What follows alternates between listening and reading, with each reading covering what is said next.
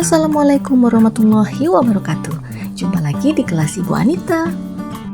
Ini adalah materi untuk kelas 7 kurikulum Merdeka. Dan kali ini kita masih ada di bab 1, yaitu tentang hakikat ilmu sains dan metode ilmiah. Jika di video sebelumnya sudah ada pembahasan mengenai apa itu sains, kemudian ada juga tentang laboratorium IPA merancang percobaan, kali ini kita akan lanjut materi membahas tentang pengukuran. Baiklah, langsung saja kita mulai. Para ilmuwan itu mencatat hasil pengamatan mereka dalam bentuk tabel. Supaya apa? Supaya lebih mudah dibaca dan dipahami. Pengamatan atau eksperimen itu ada dua jenis. Yang pertama adalah kualitatif dan yang kedua kuantitatif. Pengamatan kualitatif itu maksudnya pengamatan dengan menggunakan deskripsi atau kata-kata.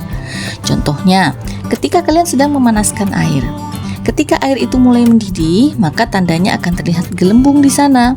Kondisi itulah yang merupakan data pengamatan yang akan kalian catat dalam pengamatan kualitatif. Kemudian yang kedua adalah pengamatan secara kuantitatif. Pengamatan kuantitatif ini menggunakan angka. Contohnya, suhu air setelah 3 menit dipanaskan adalah 70 derajat Celcius.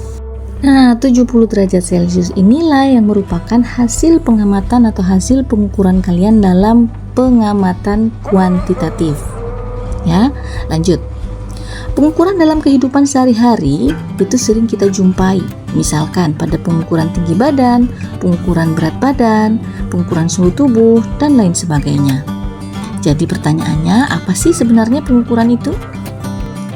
Jadi, pengukuran itu merupakan kegiatan membandingkan nilai suatu besaran yang diukur dengan besaran lain yang sejenis yang telah ditetapkan sebagai satuan.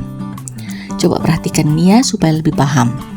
Ketika kalian akan mengukur panjang dari sebuah pensil dengan menggunakan penggaris, itu artinya kalian akan membandingkan panjang dari pensil dengan panjang dari penggaris, di mana penggaris ini merupakan alat ukur panjang yang telah ditetapkan sebagai satuan.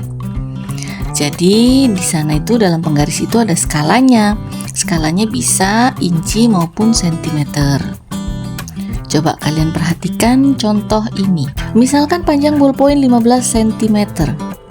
Berarti panjang ballpoint itu merupakan besaran. Sedangkan sentimeter itu merupakan satuan. Paham ya? Pengukuran itu erat kaitannya dengan besaran dan satuan. Lalu apa sih besaran dan satuan itu? Baik, besaran itu merupakan segala sesuatu yang dapat diukur dengan angka. Contoh, panjang, massa, waktu, dan lain sebagainya. Sedangkan satuan itu merupakan segala sesuatu yang digunakan untuk menyatakan hasil pengukuran. Contoh, tinggi badan Tono adalah 150 cm. Jadi kalau ada soal seperti ini, besarannya yang mana? Ya, besarannya adalah tinggi badan Tono. Sedangkan satuannya adalah sentimeter.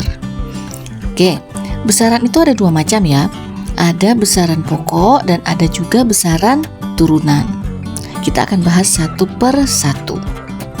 Besaran pokok itu merupakan besaran dasar yang satuannya sudah ditetapkan terlebih dahulu. Jadi besaran pokok ini tidak diturunkan dari besaran-besaran lain. Contoh besaran pokok kalian bisa lihat di tabel ini ya, yang ada di samping ini. Ada panjang, massa, waktu, suhu, jumlah zat, kuat arus, dan juga intensitas cahaya. Lanjut ke besaran turunan.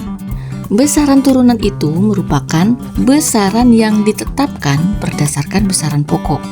Jadi, besaran turunan ini itu didapat dari besaran-besaran pokok. Kalian lihat contoh ini. Di sini ada kecepatan. Nah, kecepatan itu merupakan salah satu contoh dari besaran turunan. Ternyata kecepatan itu bisa diperoleh dari panjang lintasan dibagi waktu tempuh. di mana panjang ini besaran pokok dan waktu juga besaran pokok. Nah, contoh lainnya ada di tabel-tabel yang di samping ini. Ini contoh beberapa besaran turunan, ada kecepatan, luas, volume, massa jenis, gaya, dan percepatan. Bagaimana? Sudah paham belum tentang besaran? Kalau sudah beralih ke satuan, kalian tahu tidak? Dalam kehidupan sehari-hari itu ternyata ada berbagai macam satuan yang digunakan. Contoh, ketika kalian ingin menghitung jarak, kalian akan sering menggunakan satuan meter atau kilometer. Berapa jarak rumah Ani ke rumah Ana? Nah, jaraknya sejauh 10 km, seperti itu misalnya ya. Kemudian ada juga yang bilang jaraknya 1000 meter. Nah, maka dari itu ditetapkanlah satuan baku atau satuan internasional. Supaya apa? Supaya jadi seragam. Jadi sebagai seorang ilmuwan yang melakukan pengukuran, kita perlu memiliki keterampilan untuk mengubah satuan sesuai dengan satuan yang sudah diakui secara internasional. Misalnya kita menghitung panjang dari kertas itu 32 cm, sedangkan lebarnya 28 cm. Sementara kalian diminta untuk menyatakan kedua besaran itu dalam bentuk meter. Kenapa? Karena meter itu merupakan satuan internasional, ya. Jadi kalian ingat tidak pelajaran waktu SD? Bagaimana cara mengubah sentimeter ke meter? Ingat tidak?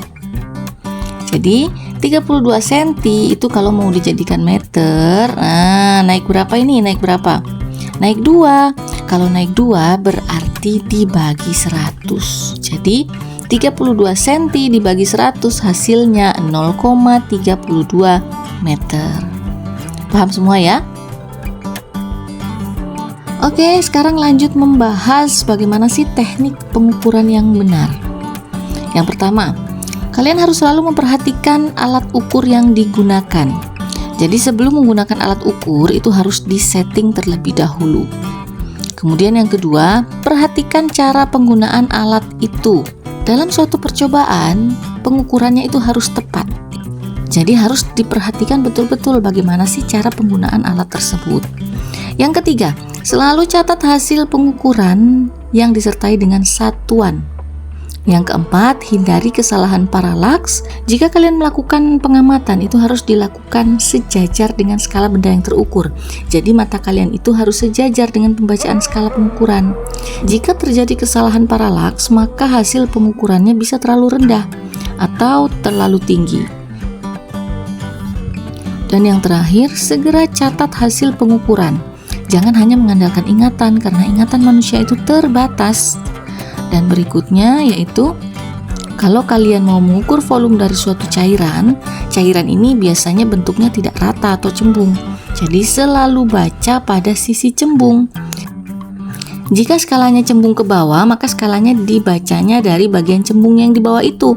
Tapi kalau skalanya cembung ke bagian atas, maka skala ataslah bagian cembungnya itu yang kalian baca. Bagaimana? Mudah dipahami bukan? Baik, untuk menguji tingkat pemahaman kalian, coba kalian kerjakan beberapa soal berikut. Kalau sudah selesai, kalian bisa diskusikan hasil jawabannya dengan guru kalian di sekolah atau dengan teman kalian. Video ini sampai di sini. Terima kasih. Wassalamualaikum warahmatullahi wabarakatuh.